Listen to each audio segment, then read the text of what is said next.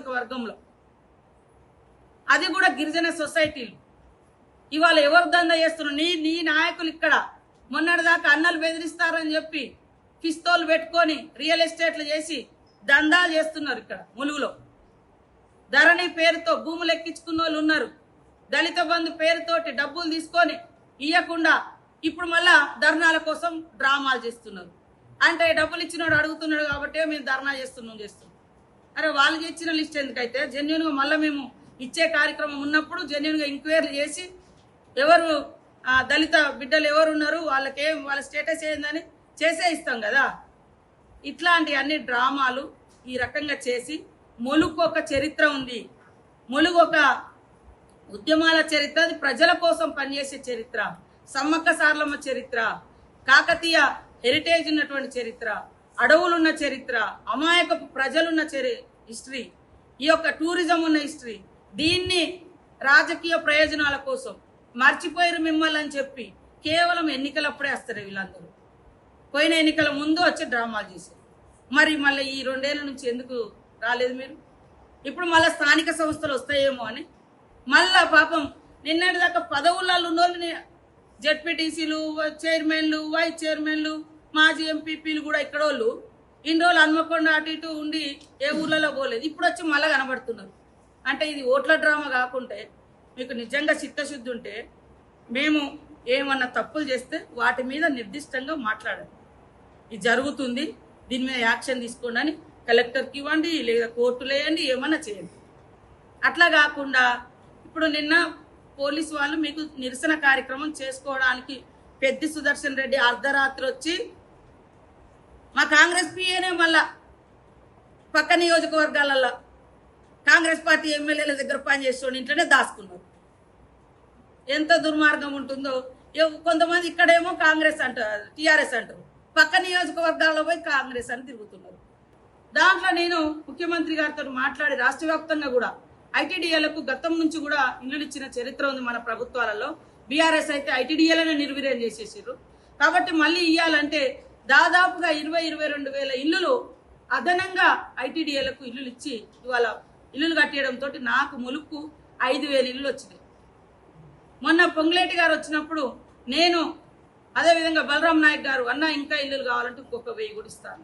పెడుతున్నాం దఫల వారిగా, ఇంకా ఉన్న ఇల్లులు వాటి అన్నిని పెడుతున్నాం. దయచేసి మాయ మాటలు పట్టుకొని ఆత్మహత్యల వైపు లేదా చిల్లరగా తిట్టుడు వైపు చేస్తే ఏం సాధించలేదు. మన ప్రాణాలకు మనమే పోతాం తప్ప రాజకీయ ప్రయోజనం పొందడానుకున్నాడు వాళ్ళు పొందుతారు, కానీ మీకు నష్టం జరుగుతుంది. ఈ నియోజకవర్గంలో ప్రజలందరికీ కూడా నేను ఒక మీ ఇంటి ఆడబిడ్డలాగా చేస్తా ఉన్నా కాబట్టి దయచేసి బీఆర్ఎస్ మాయలో పడకండి. అదేవిధంగా ఇక్కడ ఉన్నటువంటి అధికారులను కూడా ఏం తప్పు చేయకున్నా, ఎవరి మీద కేసులు పెట్టకున్నా, ఇప్పుడు పోలీస్ రాజ్యం అని పోలీస్ అధికారులను కావాలని అంత ఎస్సీ ఎస్టీ బీసీలో 90% దాదాపుగా 9 మండలాల్లో ఎస్ఐలు సిఐలు ఒకరిద్దరు తప్ప మిగతా అంతా అట్టడుగు వర్గాలు, ఎక్కువ బీసీలే ఉన్నారు. అలాంటి వాళ్ళని ఇలా టార్గెట్ చేసి నువ్వు వాళ్ళ ఆత్మస్థైర్యాన్ని వాళ్ళ మీద బెదిరించుడు, వాళ్ళ డ్యూటీ వాళ్ళు చేసుకుంటారు. ములుగులో పత్రికా సోదరులకు అందరికి తెలియదు, చాలా స్మూత్గా మన ములుగులో జరుగుతుంది, కానీ వాళ్ళు సహించలేకపోతున్నారు. దయచేసి నేను ఒకటే డిమాండ్ చేస్తున్నా, కేటీఆర్ నీకు నేను ఇంతకుముందు అన్నట్టుగా నువ్వు నిజంగా వాస్తవాల మీద బతికటోని అయితే, నువ్వు మనిషివైతే మేము ఎవరిని కేసులు పెట్టి జైళ్ళలో రాజకీయ కక్షలలో ఎంతమంది బలైనరో చెప్పు, మేమన్న లిస్ట్ అంతా తిస్తాం. మీరు వచ్చినప్పుడు అల్ల మా వాళ్ళు ఎంతమందిని ఇబ్బంది పెట్టిరో మేము చేస్తాం. అదే కాకుండా నిరసన అప్పుడు మా ప్రోగ్రాం ఉంది, మీరు తెల్లారు చేసుకోమని కూడా పాపం డిఎస్పీ గారు 2 పార్టీలను, మాది కూడా ఇందిరమ్మ లబ్ధిదారులతోటి మా ఇల్లు వాళ్ళ ఇల్లు క్యాన్సిల్ చేయాలని వీళ్ళు పదే కంప్లైంట్ చేస్తున్నారు. దాంతో వాళ్ళు కూడా రెడీ అయింది, మేమందరం అర్హులమే పేదోళ్ళమే. అప్పుడు పోలీస్ అధికారులు 2 పార్టీలను మా వాళ్ళని కూడా పిలిచి వాళ్ళ కష్టాలను తీరుస్తా ఉన్నాం. ఆ రోజు కూడా ఉద్యమ కాలంలో మీరు కిరోసిన్ పోసుకున్నట్టుగా డ్రామా చేస్తే అగ్గిపేట దొరకలేదని మీరు సేఫ్ సైడ్లో పెట్టుకొని ఆ యొక్క దృశ్యాన్ని చూసి అరే ఏమో అవుతుందని 1,200 మంది పిల్లల్ని పొట్టన పెట్టుకున్నారు. ఆ రోజు మీరు మాత్రం వాళ్ళ చావుల మీద 10 ఏళ్ళు రాజకీయ అధికారం వేయలేదు. మీరు ప్రతిపక్షంలో ఉన్నప్పుడు 1200 మంది చచ్చిపోయినని చెప్పారు. మరి అధికారానికి వచ్చినాక ఏం చేసారు? 400 మందికి కుదించారు. వాళ్ళు ఎప్పుడు కూడా టీఆర్ఎస్ వాళ్ళు అధికారంలో ఉన్నప్పుడు అణిచివేతను ఆయుధంగా ఎంచుకొని పనిచేసారు, ప్రజాగొంతులను తొక్కేసారు, అదేవిధంగా ప్రశ్నించే వాళ్ళను జైళ్ళలో పెట్టారు. ఈ రోజు అవాకులు చెవాకులు అసత్యాలు ప్రచారం చేసుకుంటూ యథేచ్ఛగా ఒక ముఖ్యమంత్రిని పట్టుకొని నువ్వెందుకు లెక్కేంది వాడు వీడు అని మాట్లాడి నీ సంస్కారం అది. నువ్వు చదువుకున్నోనివే, నువ్వు సంస్కారమా? నీకు ఒళ్ళంతా పొగరు దురంకారం. కాబట్టి ఆ రోజేమో తెలంగాణ ఉద్యమం పేరు పెట్టి రెచ్చగొట్టి ఇతరుల ప్రాణాలను బలిగొని వాళ్ళ శవాల మీద వాళ్ళ త్యాగాల మీద మీరు పదవులు పొందిరు. ఈ రోజేమో మీరు పోరాటాలు చేయకుండా, మీరు సమస్యల మీద బయటికి రాకుండా మీరు మాత్రం అంటగాగుతూ మేము చేస్తున్నటువంటి అభివృద్ధిని అడ్డుకోవడం కోసం 5000 ఇల్లులు ఇచ్చినాం. నువ్వు ఇచ్చుంటే సంవత్సరానికి 1000 ఇల్లులు ఇచ్చుంటే ఈ ములుగు నియోజకవర్గంలో 10,000 ఇల్లులు వచ్చేది.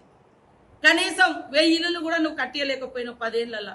ఈ రోజు మేము ఇస్తుంటే ఆ పేర్లు పెట్టించి వాళ్ళని ప్రేరేపించి ఆత్మహత్యలకు కారణమయ్యి రాజకీయ ప్రయోజనం పొందుతా ఉన్నారు తప్ప, అదే నాగయ్య చచ్చిపోతే కనీసం వాళ్ళ ఇన్ఛార్జీలు వాళ్ళ ఇళ్లలో పోయి పరామర్శించి వచ్చిర్రు. ఈడ రోడ్ల మీద డ్రామానే చేసిర్రు. వాళ్ళ సొంత కార్యకర్త నాగయ్య.